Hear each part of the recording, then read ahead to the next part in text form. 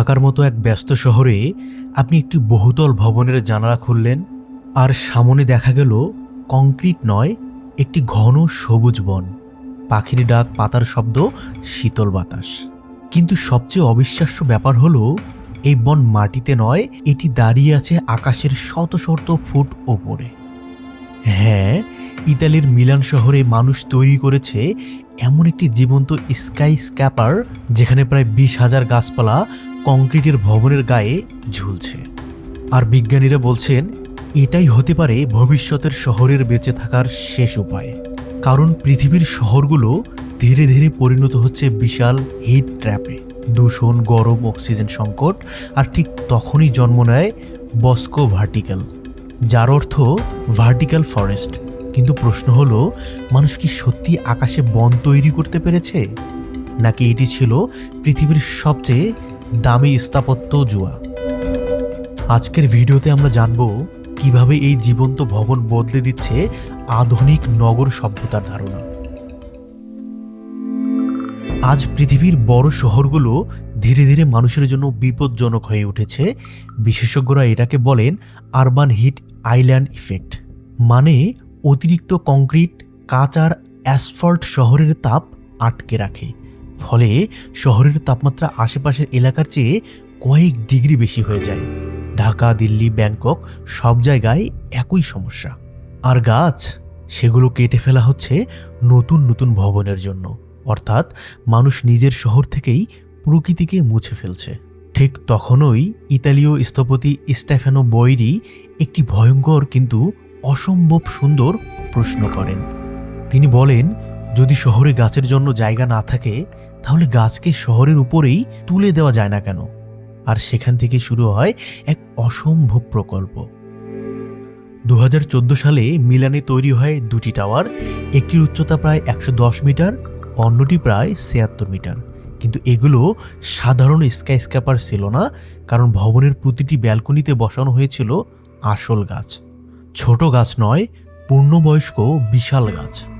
প্রায় 800টিরও বেশি বড় গাছ, 15,000-এরও বেশি ছোট উদ্ভিদ, হাজার হাজার ঝোপ। যদি সব গাছ মাটিতে লাগানো হতো, তাহলে প্রায় কয়েক একর বনভূমির সমান জায়গা লাগতো। কিন্তু সবচেয়ে বড় সমস্যা ছিল, গাছ কি আকাশে বাঁচতে পারবে? কারণ শত শত ফুট উপরে বাতাসের চাপ ভয়ঙ্কর, একটি ঝড় পুরো গাছ উপড়ে ফেলতে পারে। তাই প্রকৌশলীরা প্রতিটি গাছের জন্য আলাদা ওয়াইন টেস্ট করেন। গাছগুলোকে এমনভাবে বসানো হয় যেন শিকড় কংক্রিট ভাঙতে না পারে, অতিরিক্ত পানি জমে না থাকে, ঝড়ে ভারসাম্য নষ্ট না হয়। এমনকি বিশেষ স্বয়ংক্রিয় ইরিগেশন সিস্টেম তৈরি করা হয়, যেখানে ভবনের ব্যবহৃত পানি পুনর্ব্যবহার করে গাছে দেওয়া হয়। মানে এটি শুধু সুন্দর একটি বিল্ডিং নয়, এটি ছিল জীবন্ত পরিবেশগত মেশিন। ভাবুন তো, আপনি সকালে ঘুম থেকে উঠলেন, জানালা খুললেন, আর সামনে কংক্রিটের আরেকটি ভবন নয়, বরং গাছের ডাল, পাতা বাতাসে নড়ছে, পাখি উড়ছে। মনে হবে আপনি কোনো পাহাড়ি বনের মধ্যে আছেন। বাসিন্দারা বলেন এখানে শহরের শব্দও অন্যরকম লাগে, কারণ গাছগুলোর শব্দ শোষণ করে। এগুলো শুধু সৌন্দর্য বাড়ায় না, বরং ভবনের ভেতরের তাপমাত্রাও নিয়ন্ত্রণ করে। গরমে গাছ ছায়া দেয়, শীতের সূর্যের আলো ঢুকতে সাহায্য করে, ফলে বিদ্যুৎ খরচ কমে যায়। অর্থাৎ প্রকৃতি এখানে ডেকোরেশন না, একটি কার্যকর প্রযুক্তি। তবে এই ভবনের বিপজ্জনক দিক হলো এর রক্ষণাবেক্ষণ।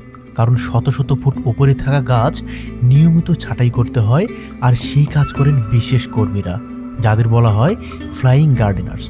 তারা রশিতে ঝুলে ভবনের গায়ে নেমে আসে, ঠিক যেন কোনো হলিউড সিনেমা। একটি গাছ অসুস্থ হলে সেটি পুরো কাঠামোর জন্য ঝুঁকি হয়ে উঠতে পারে। তাই এখানে কাজ করেন উদ্ভিদ বিজ্ঞানী, প্রকৌশলী, আবহাওয়া বিশেষজ্ঞ, সেচ বিশেষজ্ঞ। অর্থাৎ এই ভবন আসলে একটি জীবন্ত প্রাণীর মতো, যাকে প্রতিনিয়ত বাঁচিয়ে রাখতে হয়। আর এই কারণেই অনেকে বলেন ভার্টিক্যাল ফরেস্ট ভবিষ্যতের সমাধান হলেও এটি অত্যন্ত ব্যয়বহুল। তবুও পৃথিবী এখন এই ধারণার প্রেমে পড়ে গেছে, কারণ মানুষ বুঝতে শুরু করেছে কংক্রিট দিয়ে ভবিষ্যৎ বাঁচানো যাবে না। আজ চীন, সিঙ্গাপুর, দুবাই সহ বিশ্বের বিভিন্ন দেশে তৈরি হচ্ছে ভার্টিক্যাল ফরেস্ট। কারণ বিজ্ঞানীরা বলেছেন ভবিষ্যতের শহরকে টিকে থাকতে হলে দূষণ কমাতে হবে, তাপমাত্রা নিয়ন্ত্রণ করতে হবে, প্রকৃতিকে ফিরিয়ে আনতে হবে। আর মিলানের এই ভবনটি দেখিয়েছে এটি অসম্ভব নয়।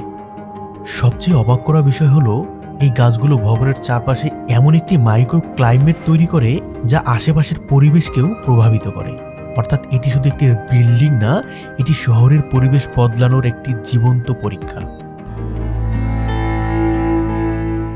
হয়তো একদিন ঢাকা, চট্টগ্রাম বা বিশ্বের প্রতিটি শহরে এমন ভবন দেখা যাবে যেখানে কংক্রিট আর প্রকৃতি একে অপরের শত্রু হবে না, কারণ মানুষ ধীরে ধীরে বুঝতে পারছে প্রকৃতিকে ধ্বংস করে কোনো শহর দীর্ঘদিন টিকে থাকতে পারে না। ভবিষ্যতের শহর কি শুধু মানুষের জন্য তৈরি হবে, নাকি মানুষ আর প্রকৃতি একসাথে বাঁচার জন্য?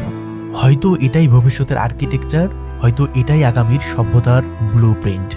আর সবচেয়ে অবিশ্বাস্য ব্যাপার হলো মানুষ প্রথমবারের মতো আকাশচুম্বী ভবনকে প্রকৃতির কাছে আত্মসমর্পণ করিয়েছে।